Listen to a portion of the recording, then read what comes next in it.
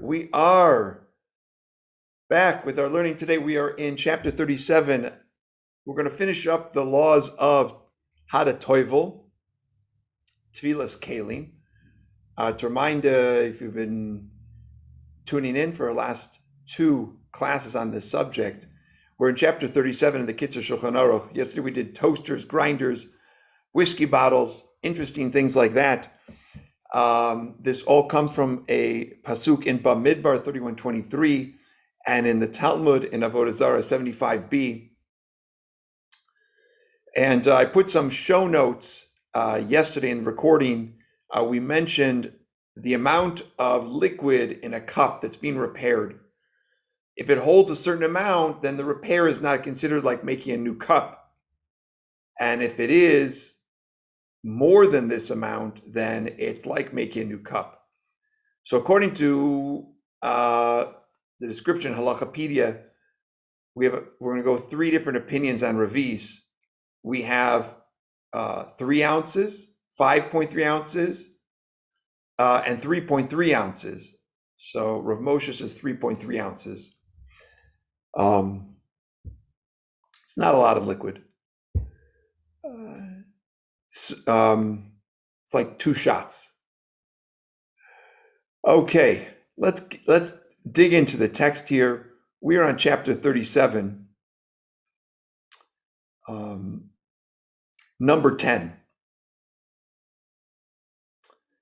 So, this is a big issue, and a lot of people inadvertently make a mistake.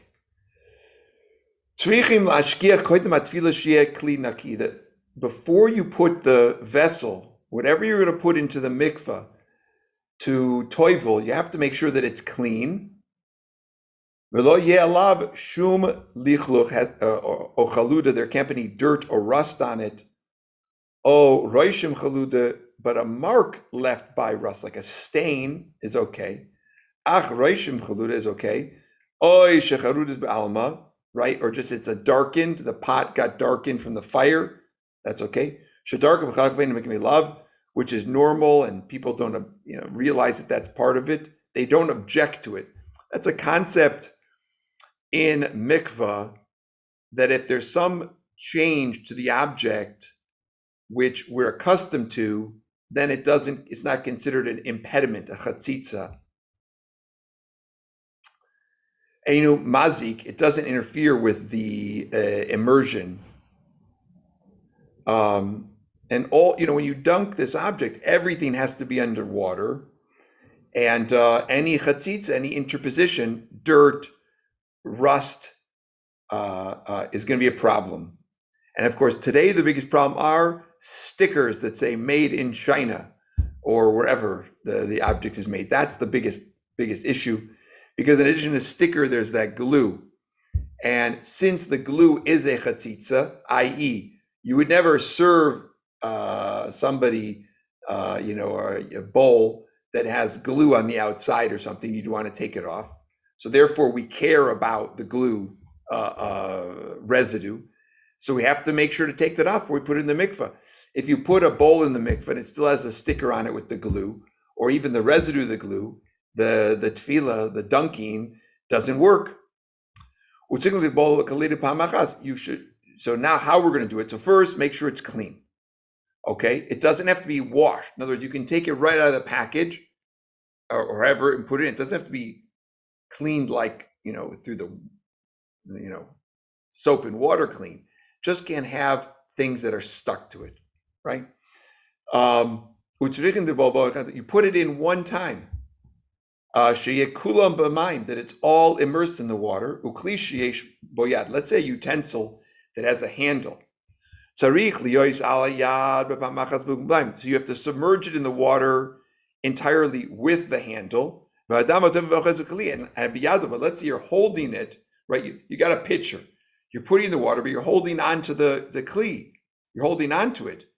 So this is what I mentioned previously. You have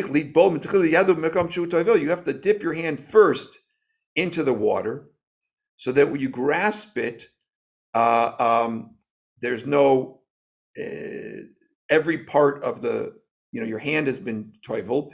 And when you grasp it, don't grasp it too tight. You shouldn't really tight, kind of loosely grab it so that the water can get to all parts of the kli. Right? It says with an average grip. So we discussed yesterday about stuff that goes in the mikvah. We discussed the toaster that Rav Moshe says you don't have to dunk, and reviewed it with my chavrusa. Rav Zimmerman also said that. So, but there are electric appliances where parts of them come into contact, right? So let's say there's a tray, okay, in the toaster oven, the tray, or the anything that comes in contact with the food. Now, in our ovens that we have, I'm pointing here like as if I have an oven behind me. I don't have an oven behind me. But in our ovens, the racks, we don't cook on those. So those you don't have to put those into the mikvah. You put the pans or the trays onto those. But in a toaster oven, it's very often you do toast on those little trays, and you don't want to take those pieces and dunk those because they are removable. Not a problem. Let's say you can't separate them.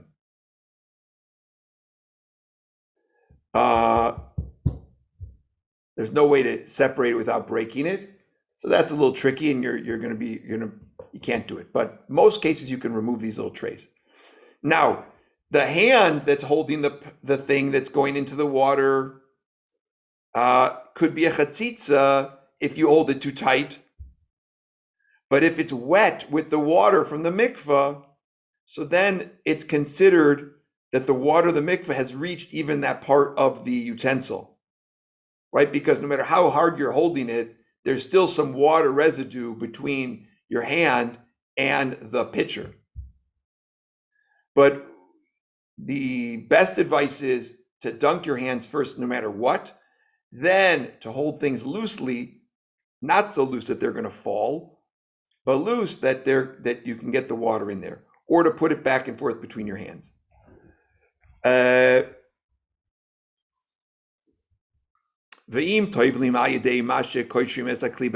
say you tied a rope to it to lower it in. Let's say you have to immerse it in a well. You don't have a keli mikva. You have to do it into an open well, so you have to go down a ways. So you have to be careful. So if you're going to tie something onto the object you're putting in the mikvah, don't tie the knot so tight that we're going to get the same problem as like holding it too tightly. So that the water can get to every part of the vessel. Now, speaking of that, what about something that has a very narrow opening that you're dunking? Number 11. You have a narrow topped, you're dunking something with a narrow opening. So you have to be careful that it stays in the water so that it fills up with water. You don't want to have air bubbles trapped in. If you have air bubbles, so you've got a problem, because then not every part of the object is coming in contact with the mikvah. It has to be at every part, inside and outside of the vessel. Now, can anybody do this? Let's look. 12, katan, a boy who's less than 13-year-old, a katana, or a girl who's less than 12, right? So katan, a boy is considered an adult at 13, a girl at 12. So let's say they're less than that.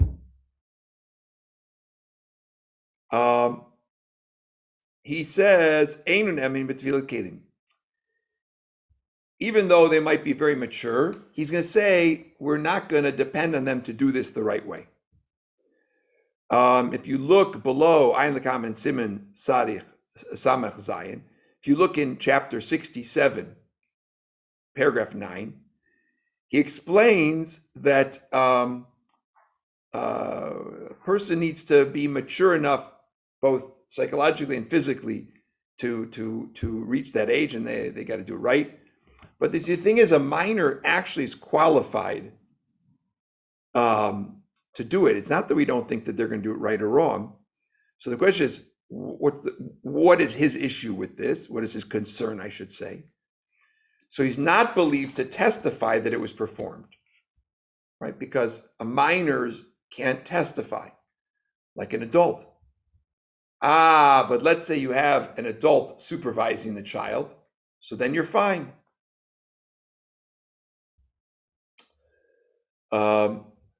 13, Asur L'havtil Kli b'Shabbos. We don't Toivel on Shabbos. We don't do Tevilat Keilim on Shabbos. Or on Yontif. So remind yourselves. I got a question about that. Like on Yom Tov, it seems that we should be able to, if there's like a need for the Yom. I'll tell you what the problem is that there's a forbidden labor which is called mesaken kli, which is fixing a vessel. And that can't be done on Shabbos or Yom Tov. While we're allowed to cook on Yom Tov, we can't, fix a vessel. We can't do any fixing. It's rabbinically prohibited on Shabbos and Yom Tov. So even though technically it's the same container, but you're making it fit for use, so it's rabbinically prohibited. But what happens if there's something you need? You've got a pot or pan you need, and you forgot, or you didn't have a chance to dunk it before Yom Tov. You should give it to a non-Jewish person as a gift and borrow it back from him. An utensil that belongs to a non-Jew doesn't need to be toiveled, and as long as it's a kosher utensil, can be used by the Jewish person without dunking it. By the way, this can work on a weekday too. Let's say you can't immerse the utensil because there's no suitable place to perform the immersion. Let's say, right? So, for example, we were in Krakow for the last days of Pesach, and we had some extra utensils that we had purchased to do some cooking. There was no opportunity to get to the mikva to toivel them before. So we had in mind that we bought these as a gift for the Airbnb, and they belong to the Airbnb. We're just going to borrow them, and we're going to leave them at the Airbnb. So that is a way out of that situation. Let's say it's a kind of a kli, a vessel, which is used to bring water. Right? We mentioned yesterday about these kind of containers. In a place where you're allowed to carry in Shabbos because there's like an eruv, for example,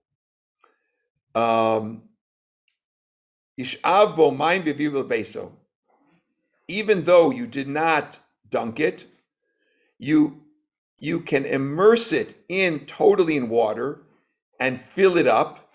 So thus, you're doing kind of both things at once, the lo machazi b'tefillah, because it doesn't look like you're doing Tevilat Keilim, right? It looks like you're just filling it up. Well, the Avarach Alav, you wouldn't make a brach on it, right? So this is this funny case, which we probably won't, come across, but it could happen, right? So you've got this jug that you normally go to use to fill up water at the well or something like that, but you didn't have a chance to toilet before Shabbos. So now you're going to dunk it into the water and fill it up simultaneously. That's going to be okay. Now, there are some limitations. There are some interesting things. The rabbis have some interesting views on this. The Taz, quoted by the Mishnah Berurah, says you have to go back after Shabbos Yantiv and dunk it again.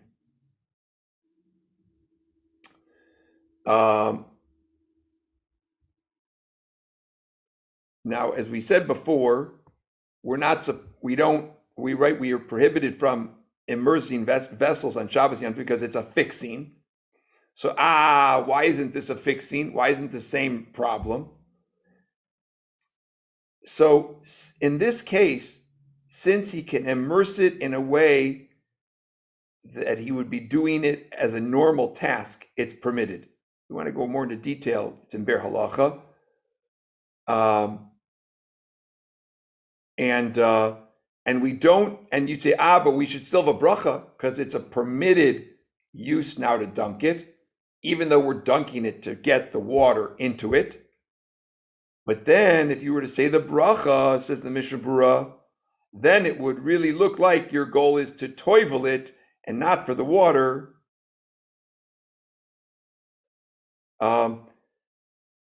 But he says the Mishnah Berurah is more lenient than the Kitzur here on this issue, and he rules that you should only do this. Well, more lenient in this and more stringent at the same time. Okay, let me explain. He's unhappy about the fact that with the solution you don't do the bracha, right? So he says you should only do it if you have nothing else to use. But he allows it to be done, this water container, on Shabbos and Yom Tov without any question, if that's all you have. So, let's summarize and add a couple more tidbits here. So, this is, again, a very cursory discussion in these 13 paragraphs, of the laws of how to Toivel. It's all, we don't have a hands-on practical video yet to show you. But to remind ourselves that what's critical is that there are things which are rabbinically we toivel and things which by the Torah we have to toivel. And especially the things which are made out of metal, those have the Torah obligation, and other objects have a rabbinic obligation. And to make sure that they are clean and that you do them on a weekday. And now, what about the case you don't have a chance to toivel something? You have to not use it at all. So he gives one example, which is you loan it to a non-Jewish person, as it were.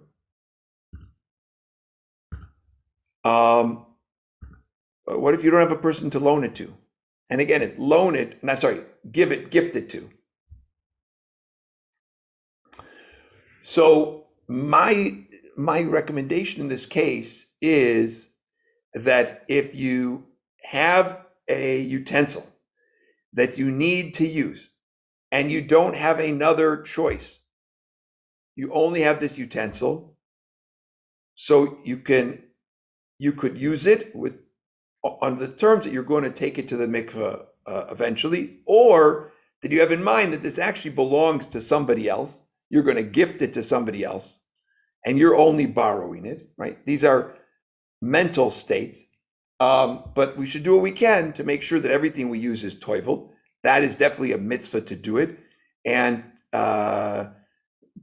we bring a lot of bracha into our life when we do Tevilat Keilim, because we know that for bracha you need a vessel.